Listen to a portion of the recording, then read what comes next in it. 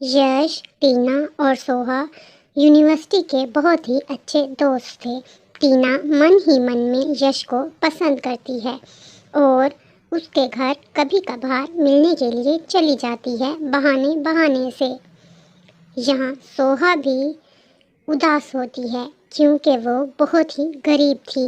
वो यश को पसंद करती है मगर सोचती है पता नहीं यश के घर वाले उसे अपने घर ब्याह कर ले जाएंगे कि नहीं, और यश अपने घर वालों को कैसे मना पाएगा।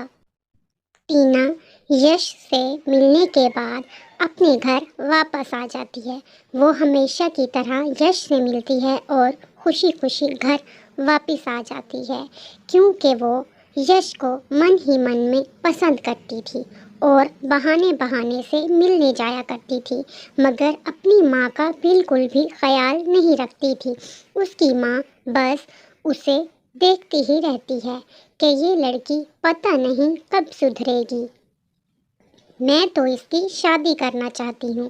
टीना हमेशा की तरह यश से मिलने के बाद घर आकर सोफे पर बैठ जाती है और अपनी माँ पर कोई ध्यान नहीं देती, ना ही अपनी माँ का हाथ पटाती है। टीना की माँ टीना को लेकर बहुत ही अफसुर्दा होती है। वो कहती है जल्दी से इसकी शादी कर दूँ ताकि ये अपने घर जाकर कुछ सुधर जाए। मुझे तो नहीं लगता कि ये लड़की कभी सुधरेगी। इसने तो मुझे परेशान करके रख दिया है। मगर यश सोहा को पसंद करता है। वो उसकी सादगी को पसंद करता है। उसके नज़दीक अमीर गरीब कुछ नहीं होता, मगर वो सोचता है अपने घर वालों से सोहा को किस तरह मिला पाएगा और अपने घर वालों को सोहा के लिए मना पाएगा। यही सोच रहा होता है यश और अपने कमरे में बैठा होता है क्योंकि यश की माँ भी चल बसी होती है।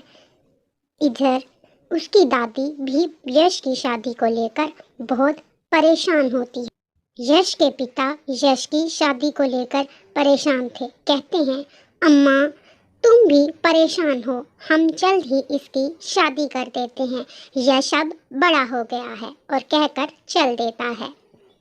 यश की दादी कहती है हमेशा मुझे सुनाकर चले जाते हो, जब करोगे तो तब पता चलेगा ना, कहने से कुछ नहीं होता। इधर यश भी आ जाता है और दादी गुस्से में यश को भी बातें सुना देती है। टीना हमेशा की तरह बन ठन कर तैयार होकर यश से मिलने के लिए निकल पड़ती है। वो ऑटो में बैठकर पार्क में पहुंच जाती है और यश को भी पार्क में बुला लेती है, मगर यश तो सोहा से प्यार करता है। टीना को इस बात का पता नहीं होता। टीना इजहार ही करने वाली होती है कि यश सोहा के बारे में टीना को बताता है कि वो सोहा से प्यार करता है, और सोहा भी वहाँ आ जाती है। यश सोहा के बारे में घर वालों को बता देता है और दादी माँ सोहा को मिलने के लिए घर बुलाती है। बेटा मुझे उम्मीद है तुम इस घर को अपना समझोगी, और उन दोनों की शादी करवा देती है। यश और सोहा की शादी बहुत धूमधाम से होती है। सबको न्योता दिया जाता। सोहा और यश बहुत खुश होते हैं।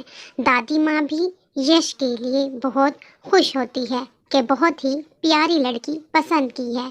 यश के पिता कहते हैं अम्मा आज तो मैं सुकून से सोऊंगा, मुझे आज सुकून की नींद आएगी क्योंकि आज ज़रूरी काम पूरा हो चुका है, और ये कहकर अपने कमरे में सोने के लिए चला जाता है। इधर दादी माँ कहती हैं बेटा हमारी जिम्मेदारी पूरी हो गई, अब ये तुम दोनों का घर है और तुम दोनों ने इसको संभालना है। सोहा अपने जीवन साथी के साथ बहुत ही खुश होती है और वह दोनों हनीमून के लिए जाते हैं और वहाँ पर खूब इंजॉय करते हैं। सोहा अपने यश के लिए गाना भी गाती है।